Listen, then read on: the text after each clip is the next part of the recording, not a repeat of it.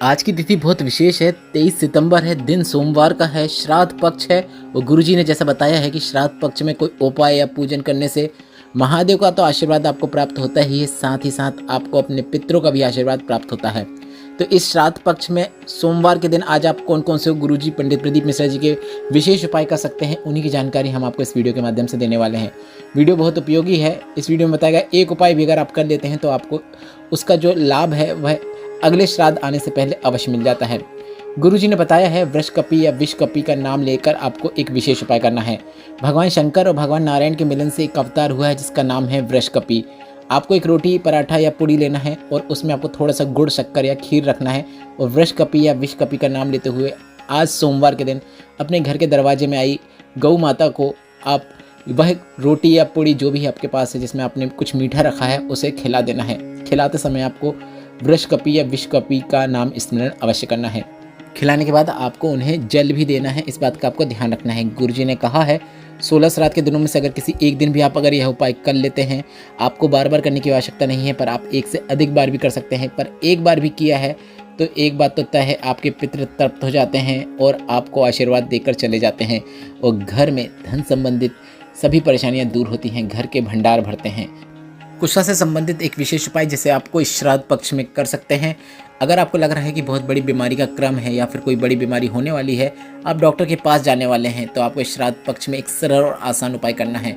गुरुजी ने कहा है आप जांच कराएं, पर उससे पहले आप कुशा का जल, शिवलिंग में जो माता सुख सुंदरी का स्थान होता है और शिवलिंग का जो स्थान होता है उसके बीच में जो खाली स्थान होता है उस स्थान पर आपको कुशा का जल अर्पित करना है। अब कुशा किस प्रकार की दिखती है, आप मार्केट में भी जाके कुशा ले सकते हैं। लकड़ी की बनाई जाती है, पतली सी ही रहती है, जिसे आप वीडियो में देखकर समझ सकते हैं।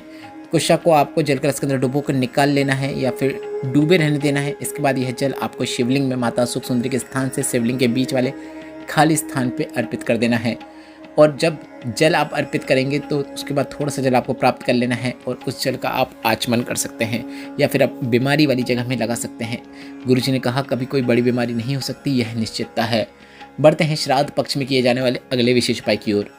गुरुजी ने कहा पितृलोक में जो पितृ निवास करते हैं उनकी 3 बेटी हैं, मैना, धन्या और कला। जिस बेटा बेटी का एग्ज़ाम या कंपटीशन एग्ज़ाम या इंटरव्यू या फिर नौकरी के लिए वह बैठ रहा हो या उसका आने वाला एग्ज़ाम हो, तो उसके लिए उसे पढ़ाई तो खूब करनी है, खूब मेहनत करनी है, पर साथ ही साथ शिव पर विश्वास रखते हुए इस श्राद्ध पक्ष में एक विशेष उपाय करना है। दुनिया का कोई ऐसा काम नहीं होता जो भोलेनाथ पर विश्वास रख के किया जाए तो वह पूर्ण ना हो। श्राद्ध पक्ष में आपको 3 सफ़ेद पुष्प लेना है, 3 चावल के दाने लेना है। सभी चीज़ों को आपको एक कटोरी में रख देना है, मतलब 3 चावल के दाने और 3 सफ़ेद पुष्प, तीनों को आपको एक कटोरी में रख देना है। अब इस कटोरी को आपको अपने घर के अंदर की ओर, मतलब मुख्य दरवाज़ा जो होगा उसके अंदर की ओर, मतलब घर के अंदर की ओर आपको उस कटोरी को पितरों की तीनों जो बेटियां हैं, मैना, धना और कला, तीनों का नाम लेते हुए, एक बार फिर से सुन लीजिए, मैना, धन्या और कला, इन तीनों का नाम लेते हुए आपको उस बेटी या बेटा का नाम और गोत्र बोलते हुए उसे आपको वहाँ पर रख देना है। अगर आप स्वयं के लिए कर रहे हैं तो आप अपना नाम और गोत्र बोलते हुए रख सकते हैं।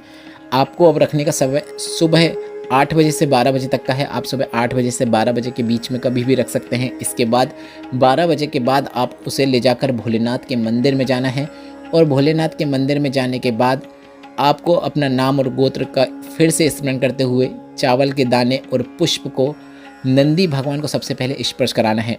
नंदी भगवान को अर्पित नहीं करना है, सिर्फ स्पर्श कराना है। नंदी भगवान को स्पर्श कराने के बाद आपको सभी चीज़ों को शिवलिंग में जो माता सुख सुंदरी का स्थान होता है वहाँ पे अर्पित कर देना है। यह उपाय घर के माता पिता अपने बच्चों के लिए भी कर सकते हैं या फिर आप स्वयं अगर एग्ज़ाम के लिए बैठ रहे हैं तो आप यह उपाय कर सकते हैं। बढ़ते हैं अगले विशेष उपाय की ओर। गुरुजी ने कहा है 16 श्राद्ध में अगर आप ब्राह्मण भोजन करा रहे हैं, उनको आप दक्षिणा दे रहे हैं, पर आपको तिलक लगाते समय एक बात का ध्यान रखना है। अगर आप ब्राह्मण भोजन करा रहे हैं, जिस तिथि में भी करा रहे हैं, उसके बाद अगर आप ब्राह्मण को तिलक लगा रहे हैं तो आप इस बात का ध्यान रखें कि आपने एक ब्राह्मण को भोजन कराया और उसका फल आपको प्राप्त होगा। पर अगर आपने ब्राह्मण को तिलक नहीं लगाया तो ऐसा करने से आपको 1000 ब्राह्मणों का भोजन कराने का फल प्राप्त हो जाता है।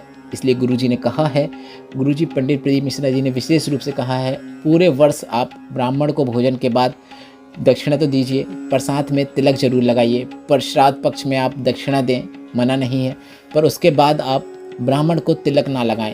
इससे क्या होगा कि आपको 1000 ब्राह्मण को भोजन कराने का फल प्राप्त होगा। इस बात का आप इस श्राद्ध पक्ष में विशेष ध्यान रखिएगा। अब बढ़ते हैं उस उपाय की ओर जो कि आज की तिथि का विशेष उपाय है। आज है 23 सितंबर 2024, श्राद्ध पक्ष का सोमवार है, पर साथ में छठ की तिथि है, मतलब छठवीं की तिथि है। और गुरुजी पंडित प्रदीप मिश्रा जी ने इस छठवीं की तिथि में एक विशेष उपाय करने को कहा है, जिसे आप आज शाम को या फिर दोपहर या सुबह कभी भी कर सकते हैं। मतलब आप यह उपाय आज रात तक भी कर सकते हैं। आपको बस इतना करना है, एक कलश में या एक कटोरी में गंगा जल लेना है और इसे अपने घर में किचन में जाकर जो पानी का पात्र होता है उसके पास रख देना है। अब अगर गंगा जल नहीं है तो आप यह कर सकते हैं कि आपके घर में जो जल है उसमें थोड़ा सा कुछ बूंद हैं या थोड़ा सा गंगा जल है तो उसमें थोड़ा सा मिलाते हुए भी यह उपाय कर सकते हैं। वहाँ पे पानी के पात्र के पास उस कटोरी को रख सकते हैं जिसमें आपने थोड़ा सा गंगा जल मिलाया है। पर अगर बिल्कुल भी गंगा जल नहीं है तो इसका भी एक गुरुजी ने तरीका बताया है। एक कटोरी या जो भी पात्र में आप जल लेने वाले हैं उसमें सबसे पहले आप एक बेलपत्र डाल दें। बेलपत्र डालने के बाद उसमें आप जल भर दें।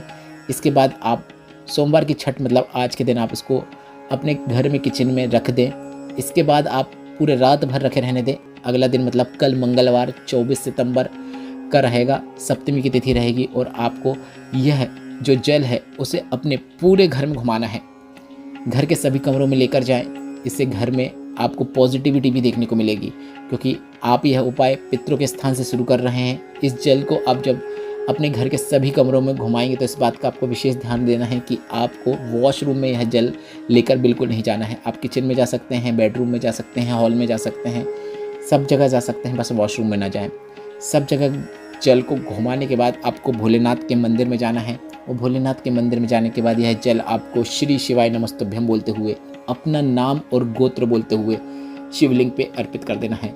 इस प्रकार से यह उपाय करने से आपको महादेव के साथ साथ पितरों का भी आशीर्वाद प्राप्त होता है। अगर आप गंगा जल अर्पित कर रहे हैं तो सीधे अर्पित कर दें। अगर बेलपत्र वाला है जल, बेलपत्र कलश के अंदर है या कटोरी के अंदर है तो आप पहले पूरा जल अर्पित कर दें। उसके बाद आप बेलपत्र को निकालकर शिवलिंग पे अर्पित कर सकते हैं। बेलपत्र को निकालकर शिवलिंग पे आप उसी प्रकार से अर्पित करें जैसे अब तक अर्पित करते आए हैं, मतलब बेलपत्र की डंडी जलाधारी की ओर होना चाहिए। पर अगर जल अर्पित करते समय भी बेलपत्र अर्पित हो जाती है तो कोई दिक्कत की बात नहीं है। यह उपाय छठवीं मतलब आज से शुरू होगा और पूर्ण कल होगा जब आप भोलेनाथ के शिवलिंग पर वह जल अर्पित कर देंगे। यह काफ़ी विशेष उपाय है, बिल्कुल नया गुरुजी पंडित प्रदीप मिश्रा जी का बताया है उपाय है, जिसे सिर्फ और सिर्फ सोमवार की छठवीं तिथि में किया जाता है। तो ऐसा मौका आपको दोबारा शायद ही देखने को मिले। इस वीडियो में बताया गया उपाय से संबंधित अगर अभी भी आपके मन में कोई प्रश्न है तो ये प्रश्न आप कमेंट बॉक्स के लिए पूछ सकते हैं। मेरे द्वारा दी गई जानकारी अगर आपको थोड़ी सी भी उपयोगी लगी हो तो वीडियो को लाइक करके कमेंट बॉक्स में हर हर महादेव टाइप कीजिएगा। श्री शिवाय नमस्तुभ्यम। हर हर महादेव।